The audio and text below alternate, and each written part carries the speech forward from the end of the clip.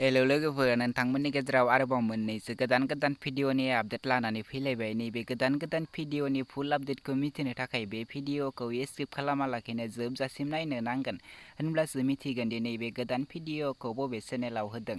लोगोफोर, नोंथांमोना नैबे आंनि बर' इउटुब चेनेलाव गोदानब्ला चेनेलखौ साबस्क्राइब खालामनानै होदो। लोगोफोर, भिडिअखौ जागायनायनि सिगां नोंथांमोननो गोदान बोसोर एबा फैबाय थानाय 2023 मायथाइनि आंनिफ्राय सिगांग्रो अननाय, सिबिनाय, खुलुमनायखौ बावहरग्रोनाय थाबाय। जेन गोदान बोसोरा बयनिबो गोसोआव गोजोन लाबोनो हायो आरो बयनिबो नखराव गोजोन सुखु अनलायनानै थांनानै थानो हायो। बिदिब्ला लोगोफोर, फैदो दिनैनि बे गोदान भिडिअनि आपडेटनि सायाव।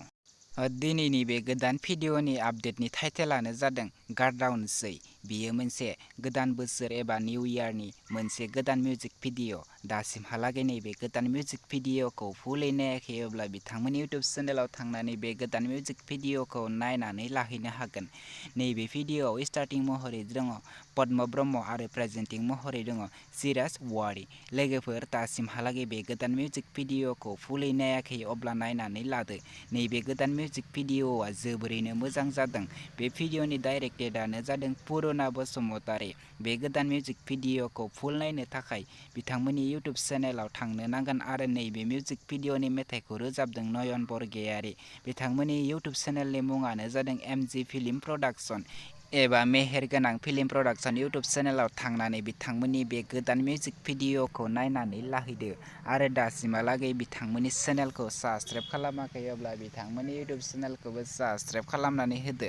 भिडिअखौबो लाइक, शेयार, कमेन्ट खालामनानै होदो जेन बिथांमोना बेफोरबायदि गोदान भिडिअफोरखौ जोंनि गेजेराव थाब लानानै फैबाय थानो हायो। बिदिब्ला लोगोफोर, फैदो आरोबाव मोनसे गोदान भिडिअनि आपडेटनि सायाव। आरोबाव मोनसे गोदान भिडिअनि टाइटेलानो जादों बार्थडे केक। बियो मोनसे गोदान बड' शर्ट फिल्म। लोगोफोर, दासिमहालागै नैबे गोदान शर्ट फिल्मखौ नायाखैब्ला बिथांमोननि इउटुब चेनेलाव थांनानै बे गोदान बड' शर्ट फिल्मखौ नायनानै लाहैनो हागोन। बे भिडिअनि कास्टिं महरै दङ अनिल, प्रेक्टिकेल, प्रिया, अलंबार। लोगोफोर, बिथांमोना नैबे भिडिअखौ फुलै आपल'ड खालामनानै गालांबाय आरो नैबे गोदान बड' शर्ट फिल्मआ जोबोरैनो मोजां जादों। बे गोदान बड' शर्ट फिल्मखौ फुलै नायनो थाखाय बिथांमोननि प्रिया एन्टारटेनमेन्ट इउटुब चेनेलाव थांनो नांगोन। नैबे इउटुब चेनेलाव थांनानै बे गोदान बड' शर्ट फिल्मखौ नायनानै लाहैदो आरो चेनेलखौ दासिमहालागै साबस्क्राइब खालामाखैब्ला बिथांमोननि इउटुब चेनेलखौ साबस्क्राइब खालामनानै होदो। भिडिअखौबो लाइक, शेयार, कमेन्ट खालामनानै होदो। बिदिब्ला लोगोफोर, दिनैनि बे गोदान भिडिअआ बेखिनियानोसै। आंनि चेनेलाव बेफोरबायदिनो गोदान भिडिअफोरनि आपडेट मोनबाय थानो थाखाय चेनेलखौ साबस्क्राइब खालामनानै बेल आइकनखौल' क्लिक खालामनानै लाखि। जेब्ला गोदान भिडिअनि आपल'ड होगोन अब्ला नोंथाङा बयनिख्रुइबो सिगांसिन नुगोन।